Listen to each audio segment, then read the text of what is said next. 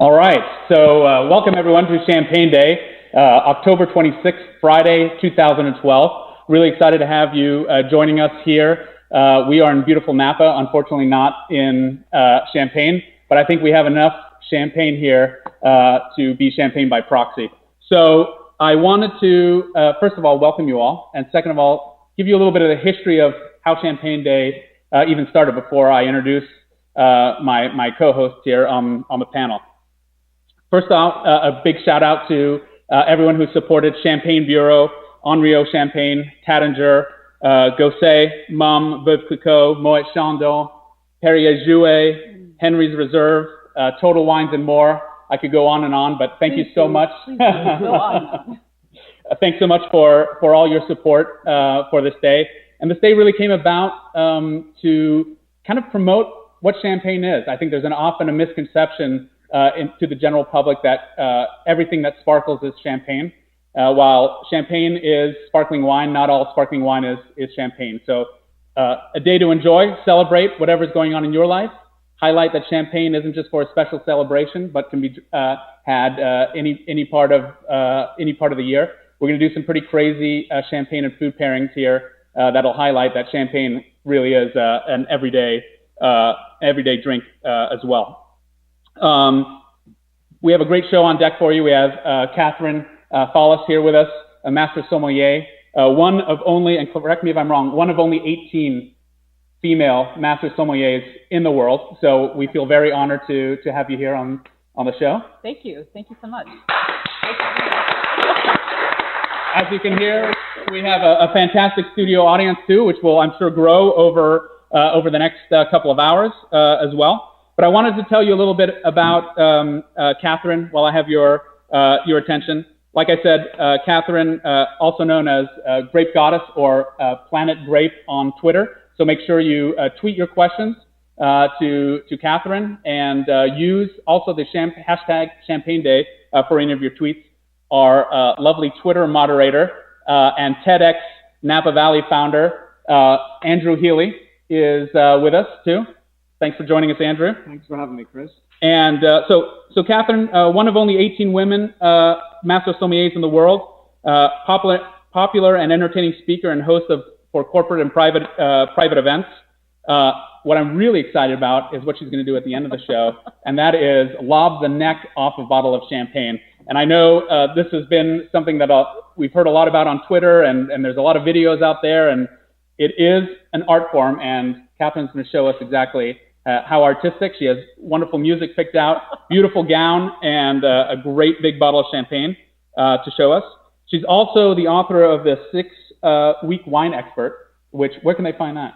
At planetgrape.com. Great. Actually, right on the front page of my website. Fantastic. So at the end of that, you'll be maybe a step closer to master sommelier, although I know it's quite a grueling feat.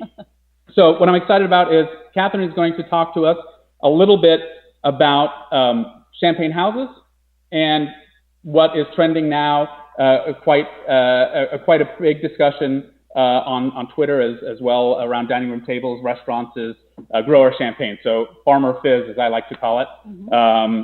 So really looking forward to this segment as well. So why don't you take it away? We have some great champagnes here.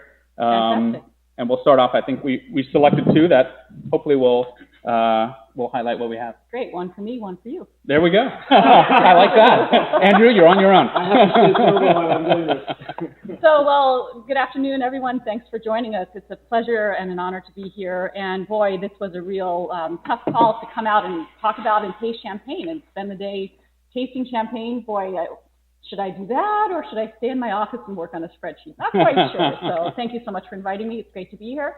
And, you know, there's a real kind of awakening now in champagne. There's a renaissance that's going on. It's kind of like we're watching this transition that's happening, because traditionally champagne has been the game of the big houses or the grand marque. And when you hear that word marque, think of marquee, like a movie theater, the big marquee.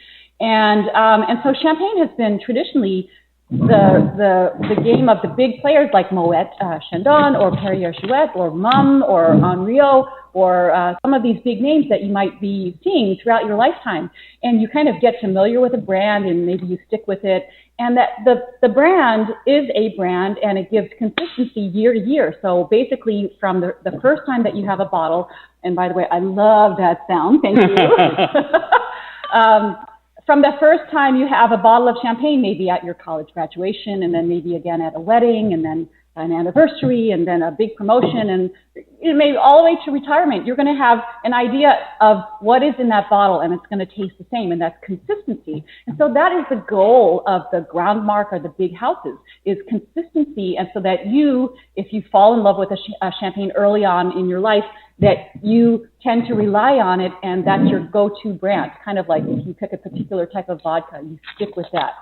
And so what we're seeing now, and also the big houses being such big producers, would go out into the farms, the fields, the vineyards, and they would have these contracts with all of these farmers and growers, and they would say, look, every year for the next 20 years, I want all your fruit. It's really good.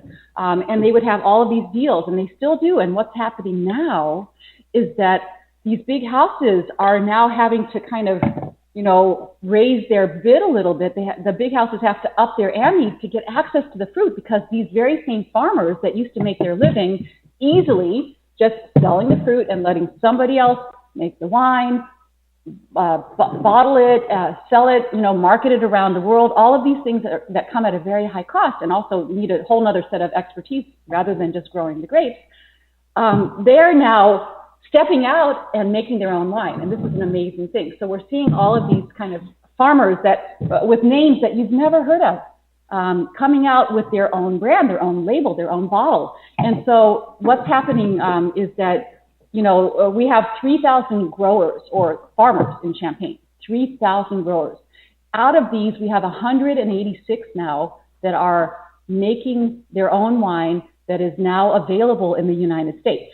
About 15 years ago, there were maybe 30 of these RM champagnes. The category is called RM, or Récoltant Manipulant, fancy French word for grower champagne.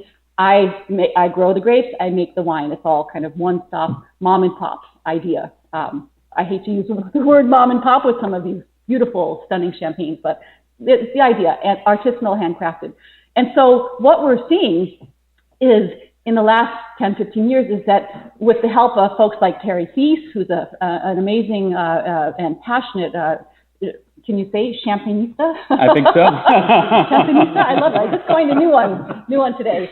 So you have the passion of someone like Terry Feast, who's been out there pounding the pavement and just telling the stories of these small families and making them available and getting the sommeliers on his side, who then go out to the guests on the floor at night and recommend these small grower champagnes, and the small wine shops doing the same thing. And so little by little, he's been kind of building the awareness with the retailers and the restaurateurs, the sommeliers and the wine merchants, and they've been literally turning that over and building the audience with the people that would normally buy a bigger, well-known brand. And so what's happening now is that suddenly other folks are saying, gee, if my neighbor made it in the business, maybe I can make it in the business. So little by little, they're turning to people like Terry, or to, for example, K&L Wine Merchants, who has a big direct import line, who goes to these same farmers and says, I want to exclusively bring all of your wine in, and then I will sell it in the United States. And so they sell it at their store, but they also sell it to restaurateurs, to sommeliers, who can then serve it to you, recommend it to you on the restaurant floor. And so, we've gone from 30 growers to 186 plus grower champagne brands now available in the United States. That's an increase of 5-fold. Still, all told, that's only 3% of the total champagne market. So 3% of a huge market, that's really, really nothing. But the good news is, don't be afraid of these. They're individual. You have to kind of step out on a limb. You have to trust the retailer or the restaurateur, the sommelier, go with their recommendation, and you're going to find that you're going to discover some really cool new friends. And it's kind of like, if you go to Starbucks, you know what your latte is going to be like. If you go to a little mom and pop coffee shop that just opened on the corner that everyone's talking about, you really don't know, but you might find that you like it better than that kind of more reliable brand. So the difference is with the grower champagnes, with the farmer fizz, as you were calling them, which is kind of a fun name and easy to say. It's easier than the fancy French name of RM. But RM, by the way, is cool. There's a new restaurant in Chicago called RM, and all it does is showcase these grower champagnes. So you really kind of have to be open for an adventure and try these great small houses and see if you like a certain brand or you just want something different, you want to step out and try something new. It's really quite fun. But keep in mind that if you're maybe buying champagne for a special occasion for someone that hardly ever drinks champagne, that they might prefer the Perrier-Jouet, the Mumm, the Moet, the name that they are more accustomed to, because not everybody wants to step out on a limb like that. Does that make sense? Absolutely. They want to kind of have the safety net, the Starbucks, the McDonald's kind of, not that any of those champagnes are anything like a Starbucks or a Big Mac. But. Yeah, I can think of some great labels. So if we look at a champagne bottle, how would I know if I pick up a champagne bottle that it's a farmer fizz? Obviously, I'd recognize Taittinger, for instance, when I see the name on the bottle. Very great family-owned brand. But how would I know if I'm in a wine shop, or if I just were to pick up the bottle and not recognize the name? Do I look for that RM? So exactly. So the letters RM standing for the grower maker, is all you need to look for. It's kind of small. It's on the bottom of the label. But, you know, a big clue is that you won't recognize the name. You'll say, what is this? Okay. And so that's your first clue. Okay. An unknown name, something you've never heard of, and maybe hard to pronounce. Okay. Not like Moet, you know, or Mumm, you know, or Veuve Clicquot, you know, these kind of roll off our tongues right now. So, but RM is the clue that it's grower, that it's farmer fizz. Great, great. Now, I know there's a couple of other things that are on the label. So there's RM, and can you maybe talk about the other abbreviations that one might find on the bottle as well? Like, I know there's like cooperative and négociant and. Yeah. So so I believe is it RN for the Grand, all of the Grand marks, for example, like a Moet, for example, they have to act as a négociant because they have to go out and buy and barter for all of these various sources of fruit. So let's see here if we can show it to you right now. I know it's usually pretty hard to find, right? It's tiny, but it's there. It's there. You know what? I would recommend using the Google machine. I know it's and I've got it all on. I've got on your website something that I can show you too. Great, fantastic. You can pull that up and look at it. So what other than small grower, large producer, does that play out in the wine at all? Would you say it has more terroir, just different stylistically, different from year to year? Why would I, as a consumer, want to go out and seek out farmer fizz or grower champagne? You know, for me, it's the beauty of discovering a new trend.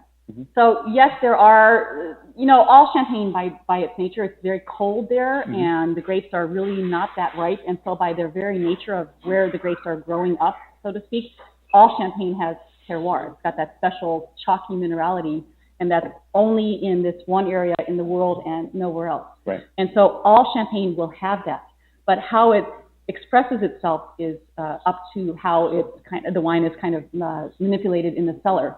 And so often the big houses have a winemaking team that's been there for years and years and years, and the chef de cave is doing the blending, and they're going for consistency, and they know just which notes they want to showcase in the wine.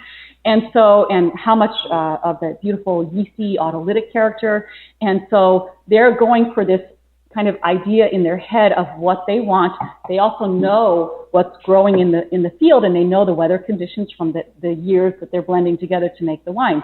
And so they are kind of they're working within this structure and this framework. Right. Whereas these new smaller producers they're obviously very familiar with their fruit, but perhaps less familiar with what the outcome is going to be as they just start out as new ventures. And so it's almost like they're also discovering what the end result is going to be. And so yes, there is absolutely this kind of variation, but over the years, over maybe 5 years, the last 5 years, for example, I've seen kind of a character start to develop and establish itself from these small producers, and it's kind of like, oh yes, the Giminet is like that, the Fleury is like that.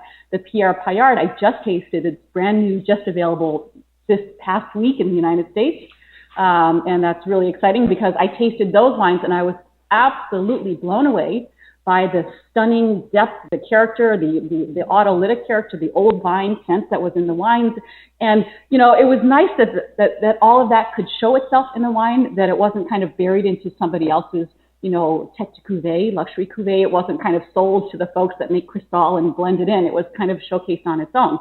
I've also tasted some that have been a little out there, like, what is that flavor? What is that taste? It's weird and funky, and is it stinky? Is it, you know, it must be French. They used to say if it stinks, it must be French, but, you know, we know that's not true anymore. But, you know, it's kind of cool because, yes, you know, absolutely, there is this kind of open, you know, book of what's going on. And for me, that's exciting because, sure, I will sit down and drink this any night of the week. So will I, yeah. You know, and in fact, I love to drink any of these, all of these, any night of the week, you know, but, you know, I also love the adventure of finding these new things. And that's where it's really key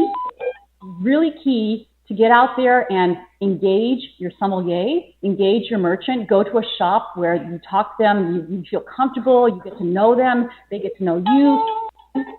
Perhaps they recommend something to you and you really like it, it's really speaking to you.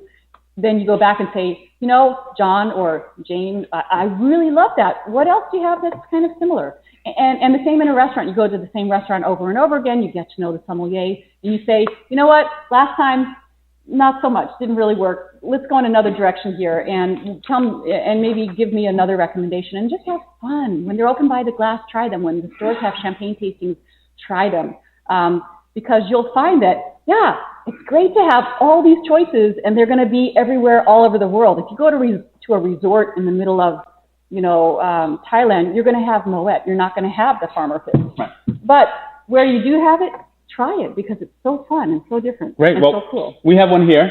Everyone get a little bit, studio audience, and we'd love any questions. Don't be shy. If you have any questions for Catherine. So we selected this out of the cooler of joy. We have one Farmer Fizz, and then we have one of my favorites, Henriot Brut Sabering as well, that we're trying side by side. Mm-hmm. And I guess we selected this to see if there was maybe a little bit of difference between the two. There might not be, or there. Well, cheers. Cheers, everyone. Yeah, raise a glass. Cheers. And I like to do this, my grape goddess. I'll do it too. So, cheers. Beautiful. What do you think? You definitely said kind of minerality and kind of chalky. I definitely get the chalky off the Henriot. Really nice. With a little bit of, tiny bit of autolytic. I know that these kind of non-vintage tend to have less autolytic character, that yeasty, bready aroma. So autolytic, that's the word that we use for when we're talking about champagne to describe that, what you just said, like sourdough bread, brioche, croissant, you know, grilled or kind of toasted bread, nuts, almonds, all of that. It's a character that comes with extended lees aging or extended aging in the cellar is probably the nicest way to talk about it. But that comes typically more often with vintage champagnes and the luxury cuvée, for example, the Dom Perignon style of champagnes. At the non-vintage or entry-level champagne, they still have to have a year and a half of lees contact. So there should be a definite toastiness or kind of that autolytic character. And that should definitely be in all of these champagnes. Whether you taste it so much can depend on if it's maybe more fruity that year or more Pinot Noir in the blend, maybe more of that berry touch to it. You know, the grower champagne that we're tasting, the George Vessel, is it's called Grand. It's from an area called Boozy. Boozy. Yeah. You drink enough, but you become boozy. You know, pretty much describes what happens when you're drinking a lot of champagne. It's a boozy. The village is called Boozy, and it's ranked as a Grand Cru, meaning it's ranked as one of the better vineyards in Champagne. And so we're coming from, you know, a champagne that's blended from across the whole area to a champagne that's from a single village. And so the difference is, wow, we're really going to taste what the fruit is like that's grown in that village. Even vineyard, sometimes a single vineyard. And so absolutely there's going to be variation there. It depends on what the grapes are, what the blend is and all of that. But absolutely, we get a clearer sense of terroir through the grower champagnes because they're from a very small area, whereas it's typical and it's the common way of making champagne as a blended product from grapes grown across the area, because certain grapes do better in certain areas. And so the idea has been, let's go out into the vineyards and assemble the parcels and get the best fruit and then blend it together to make our style, our wine. Great. So I don't know, have you had a chance to taste them side by side? And anyone watching, please, if you have any questions for the three of us here or for the studio audience, let us know. Tweet us ChampagneDay hashtag. And it's also what's the hashtag for it? ToutSuite. Thank you very much. One word. Yes. And Andrew will shout it out if you come up with a great question. It's not necessarily a question, but something I've been noticing through the day leading up to this afternoon, actually on Instagram, a number of the photos that have been hashtagged with ChampagneDay is the proliferation of grower champagnes over the Grand Mark.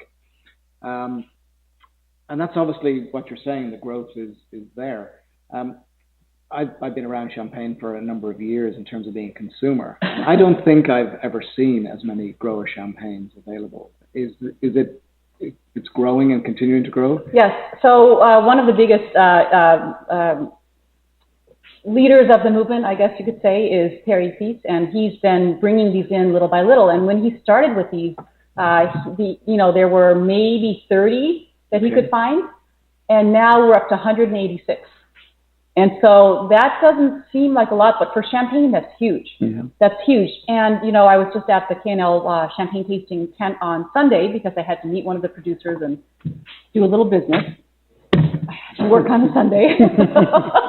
and it was interesting because there were several brand new producers who just came out for the first time, and there they were showing their wine and making it available. And it was great, but it was also a little disheartening because the Perrier-Jouet table had lines, the Moet table had lines, the Laurent Perrier table had lines, the Veuve table had lines. The well-known, previously established grower champagne producers had lines, and then you had this couple in the middle of a waiting line only, lines going around the block, limos outside, and you have this couple standing there with their wine, and nobody has ever heard of them. So I went up to them and I said, well, I'm going to try your wine. And then people started to come over, and little by little, they became the buzz of the whole tasting because people were just assuming, well, there's nobody at the booth, how good can they be? And then you get there and you're like, this is awesome. This is amazing juice.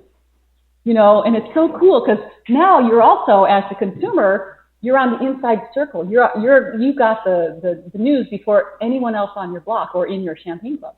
You're like, I discovered something new. And so that's kind of cool too. It's cool for the sommeliers too, because you're like, I'm the first one in my circle to have the champagne. I discovered it. And what sort of production with some of these small? Nothing. We're talking hundreds of cases. A couple of hundred cases, maybe 1,000 cases, maybe.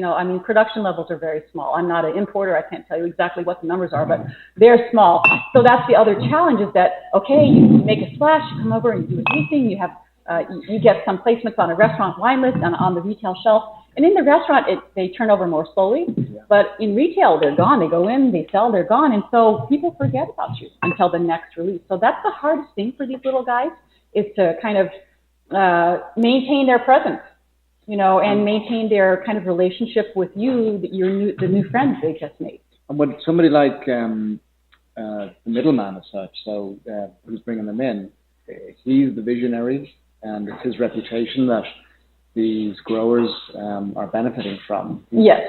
So they need a champion. They need somebody here pounding the pavement who knows the market to say, hey, I can do it. Or, you know what, I don't think this is going to work. Okay. But everything that is coming through from these grower champagnes is astounding quality. Just beautiful quality. Quirky. Some of them are quirky. But do you want to kind of go and would you be happy having spaghetti and meatballs every night for dinner for the rest of your life? No. My daughter would. My son would, but, but I think we like to try new things and get out there, and it's really kind of fun. And, one thing I didn't mention earlier is that a lot of these growers, just because that's what they've been doing, have been farming either organically or even further biodynamically. And so biodynamic farming is just a really kind of pure, natural, clean way of farming. It's the way their grandparents farmed.